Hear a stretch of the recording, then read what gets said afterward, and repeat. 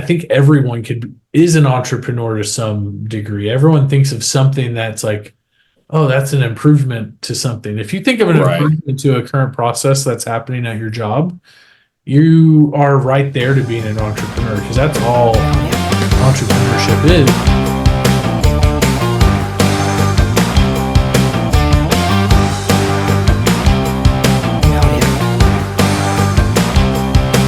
All right, you ready? Ready. All right, welcome everyone to the very first episode of the Blood, Sweat, and Business podcast. It's a podcast with myself, Travis McGarr, and my business partner, Nate Ship. Nate, introduce yourself to everyone. Hey, everybody. I'm Nate. Me and Travis have been in business for about how many years now? 4, 5? Something 4. like that. Officially. Yeah, officially. I mean, we are brothers-in-law. So our wives are sisters, and we live right down the street from each other, about 15 minutes away. I have, just from my formal training, I have a degree in finance from BYU and a master's in finance from A&M Corpus.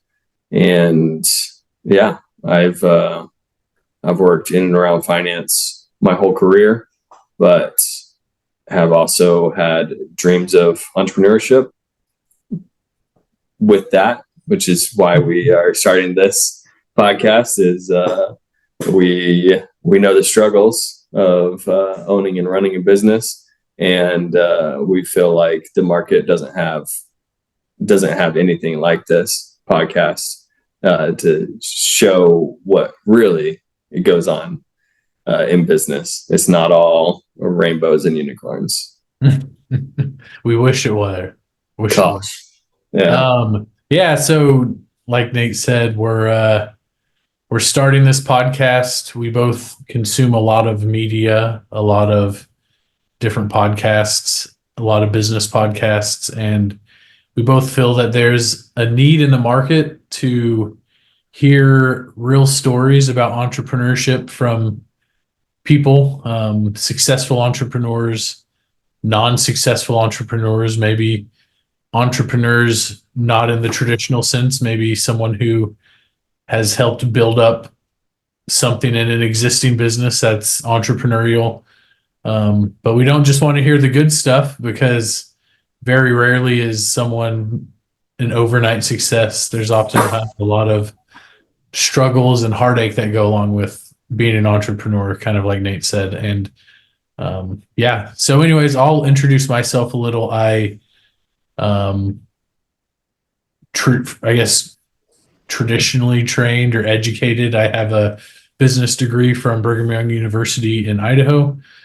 Out of college, I took a job at Lockheed Martin in Grand Prairie, Texas. And then after a couple of years, I moved down here to Houston to pursue more supply chain opportunities in oil and gas and be closer to family. As Nate said, we're brothers-in-law, so our wives are sisters, and it just so happened that we moved down and worked together and lived together for a little bit, and probably talked about being entrepreneurs way too long that it finally happened in some sense. So, but yeah, anyways, I don't have a huge background personally in maybe entrepreneurship.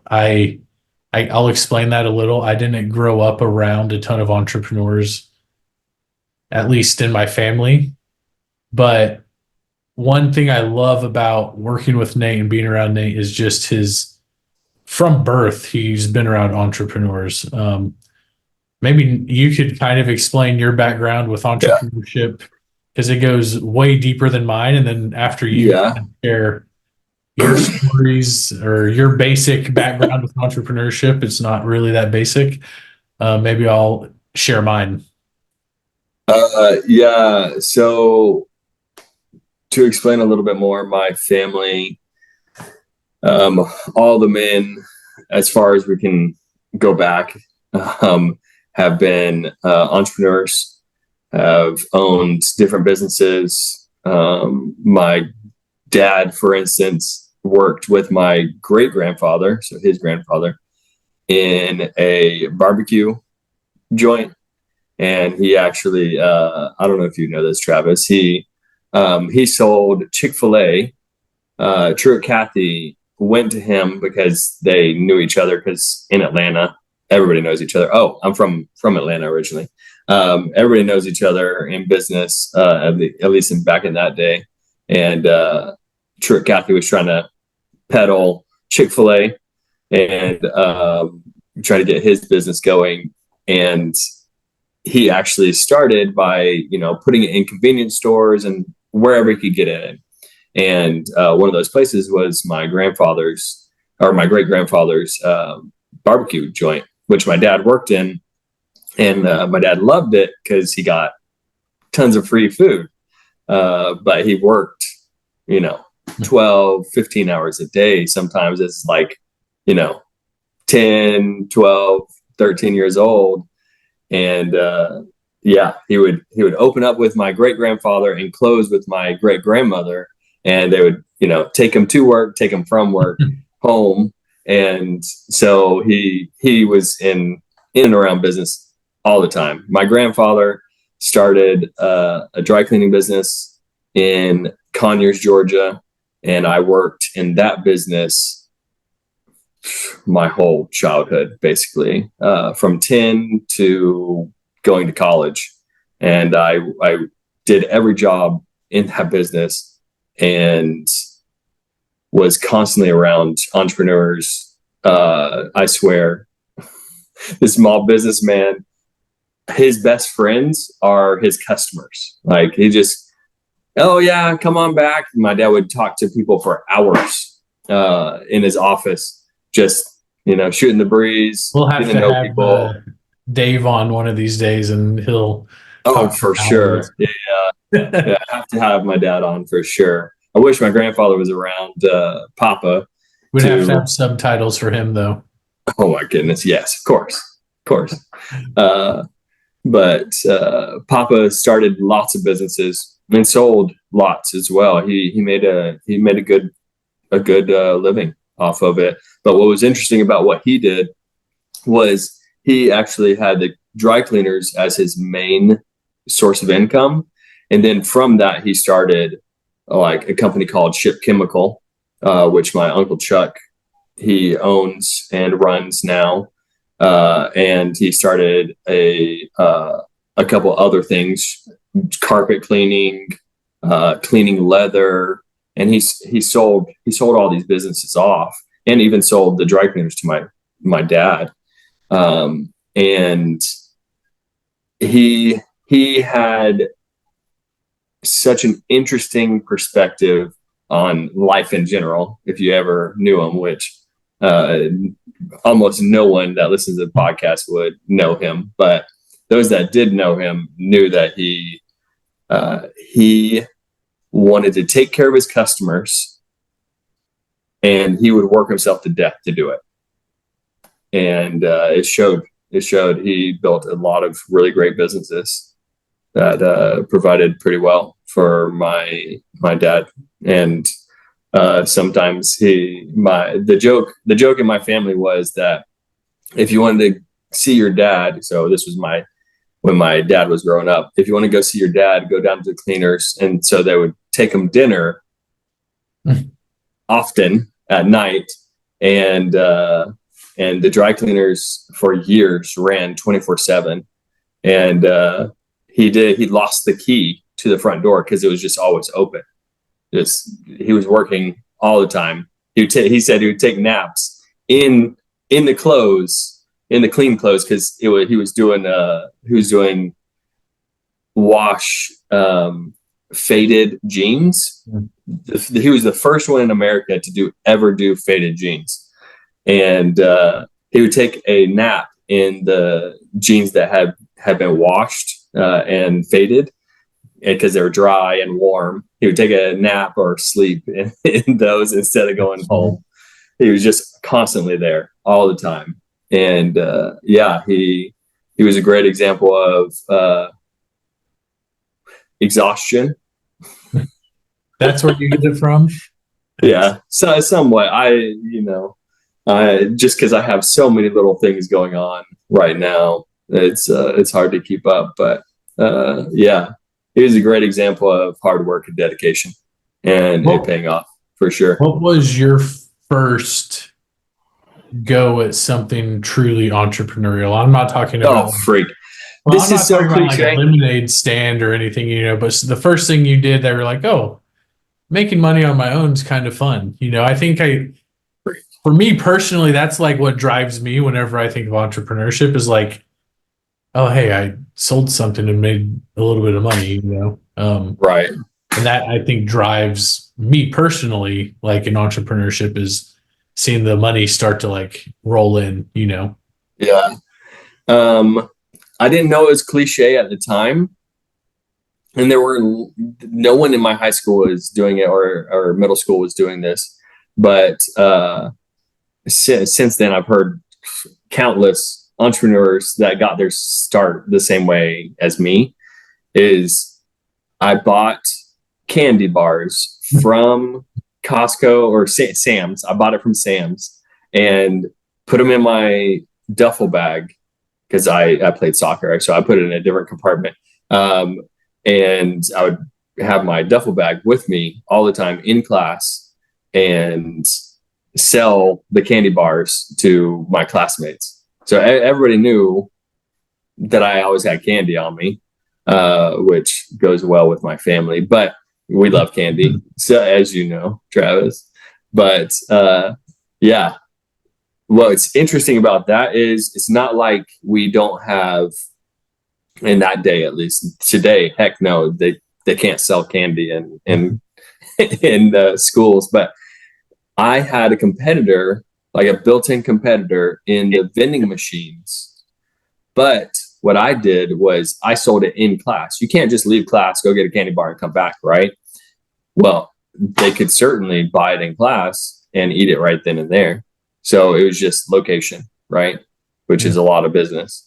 So that was fun. And at the same time, I also often borrowed my dad's truck to mow lawns after school, like in between school and cross country or soccer. I would go and mow grass near the school, and then go and do soccer or cross country. So those were my first entrepreneurial kind of ventures. Nice. Is there anything that you like learned from those that maybe you still do today?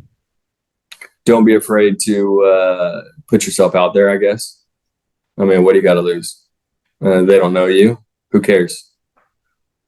And if you just put yourself out there and you never know what's going to happen, and go and talk to people. It's, who cares? I would say growing up, I was not very outgoing. I didn't really, I don't know. I would talk to people, but like that's changed a lot. I wouldn't go up and just like strike up conversations with people. Yeah. And I think that's a great thing. And that's often, I think, part of entrepreneurship, kind of going along with the theme that we want to talk about, is that's like one of the things you have to learn as an entrepreneur is just how to talk to people. Regardless of what you're doing, you're always, if you're selling a physical product, even if you're doing like e-commerce, you have to learn how to chit chat with people on the computers. If a customer sends you a message or is upset at you, angry at you, yelling at you, swearing at you, you have to know how to de-escalate the situation and I guess make them happy. It's easier over text or chat, I can assure you. True. It's gosh, in person, which I'm sure you had the same thing when at some of your jobs. Yeah, so I don't, kind of like I said, I don't have a traditional entrepreneurship background. My first real taste of entrepreneurship was in college. We actually, part of our coursework was we were put up into groups of 12 to 15 students. It was part of a curriculum called, oh my goodness, it was so long ago, I can't remember. It was called IBC, the Integrated Business Core. But basically, it's a whole semester, 12 credits, 4 different classes with like emphasis in finance, marketing, supply chain, and I think one other emphasis. And it's just Probably entrepreneurship or something, right? something. And you get with a group, and within the semester, 12 weeks, you start a business from scratch. You come up with concept, branding, marketing, and you run it all the way through the whole semester. And that was probably my first real dose of what entrepreneurship was like. My company, we actually created a dessert treat. We did ice cream cookie sandwiches. It was, our business name was called the Ice Cream Truck. And we didn't, well, we, part of our branding, we were going to get like an old mail truck and put it on campus and then sell out of a freezer right there.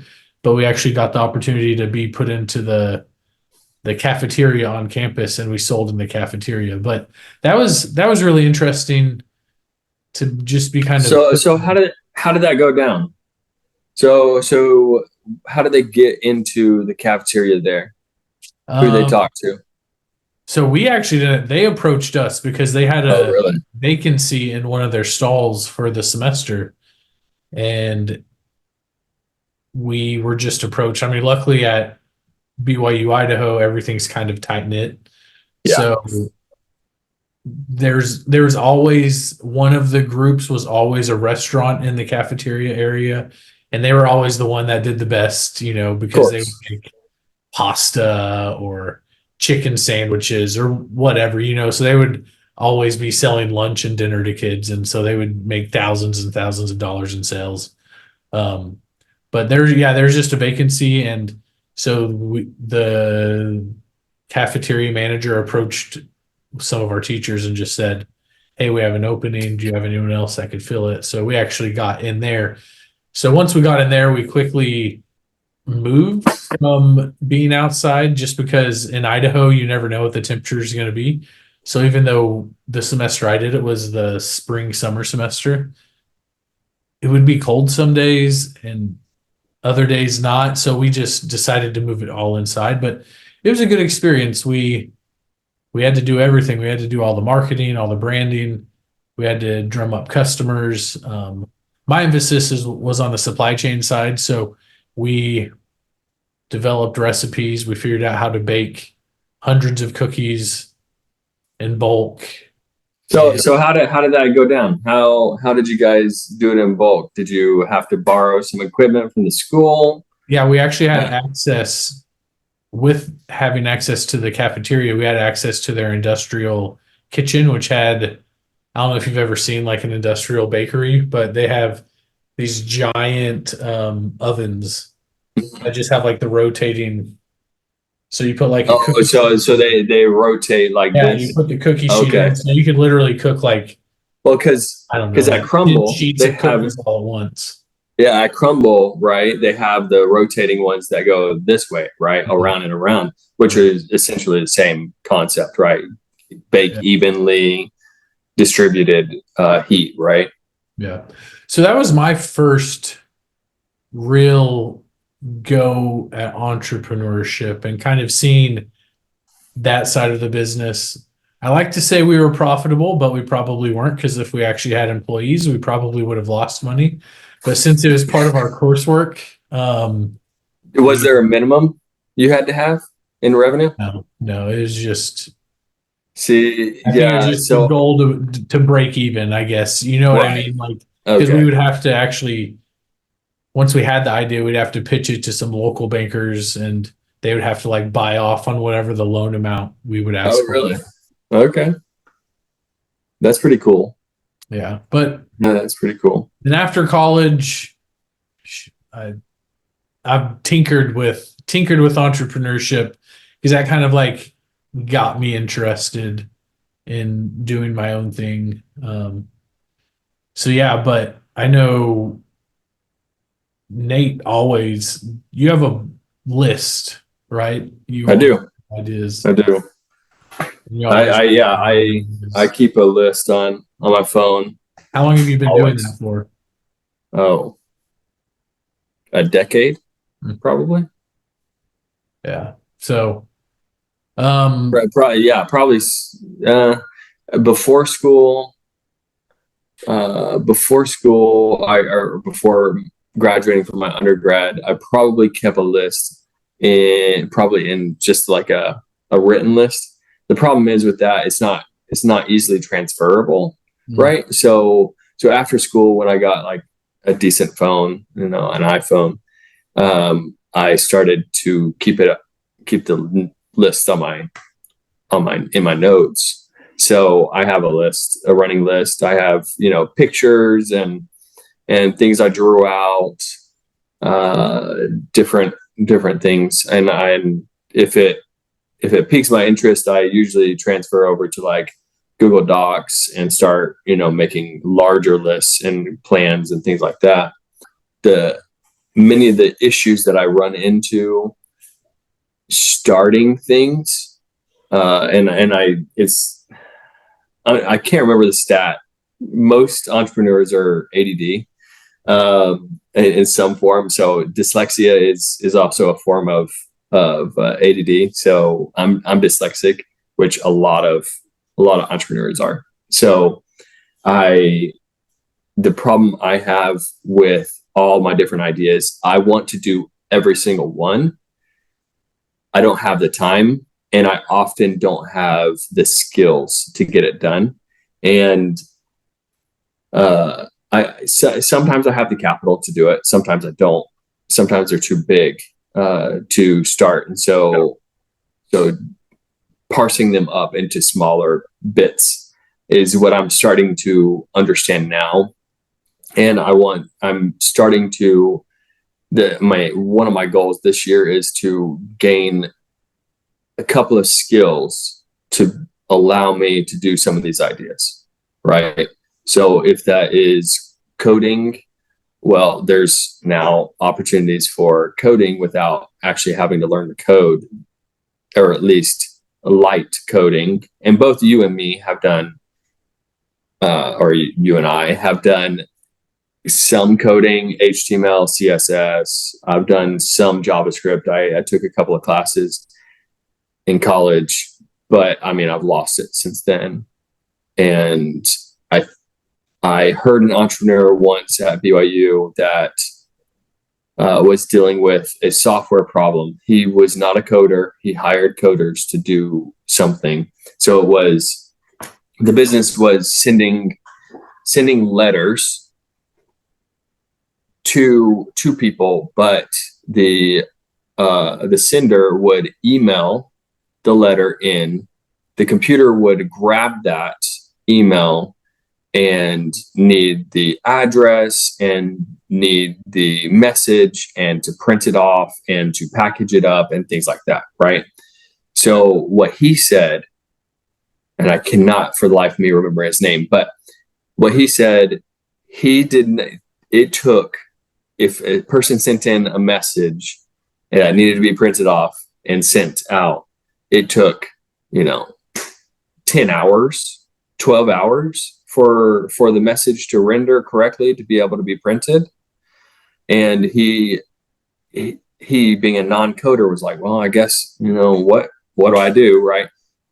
But until he actually figured out how to code and he started coding himself, he got that down to like minutes. Even though he was paying people to do it, they were not thinking like he was thinking, right? And which is a common theme in entrepreneurship, is the employees are not thinking like you and how to improve a process and how to make the business better, new product ideas, new services, things like that. They're not thinking, right? And so if you find an entrepreneur that is an employee, you hold on to that person forever and you do some joint stuff with them. And that, I think, even though you say, oh, I'm not an entrepreneur or whatever, I beg to differ. I think you are, but you've done it inside of a business. So tell us about you selling shoes. You did that, what, before college? Yeah. So I sold shoes in 2005 Okay. to 2006 before I went on my mission for the Church of Jesus Christ of Latter-day Saints. And then after my mission, I actually went back and sold shoes under the same manager. And there's actually an interesting that the company is a small company from the Midwest named Trade Home Shoes. And they actually give a lot of entrepreneurial power to their managers, and they have them run each store basically like it's their own business. And kind of the way it works is the manager gets, I think at the time it was 13% of the revenue of the store. And Really? with that 13%, they had to pay all of their employees, pay Okay. themselves, Okay. and then anything over, right? So if, say, they pay themselves and their employees, and that's 10% of the yearly revenue, whatever that 3% leftover is, they get added as a bonus at the end of the year. Man, And that's so fascinating. it incentivizes the managers, right? And I guess that would probably maybe be my first bout with it, because I actually started to go through their management training program, and I was one of the time I decided to step away from doing that, I was probably 4 to 6 months away from possibly getting my own store in the company and becoming a manager in the company. But I decided to pursue traditional education. I decided to go back to school for something that I am not even doing, and never took one class and decided I didn't want to do that. And so, trade, I guess, selling shoes, and like you said, and I mentioned it earlier, and like the type of conversations we want to have, that I think everyone is an entrepreneur to some degree. Everyone thinks of something that's like, oh, that's an improvement to something. If you think of an improvement to a current process that's happening at your job, you are right there to being an entrepreneur, because that's all entrepreneurship is.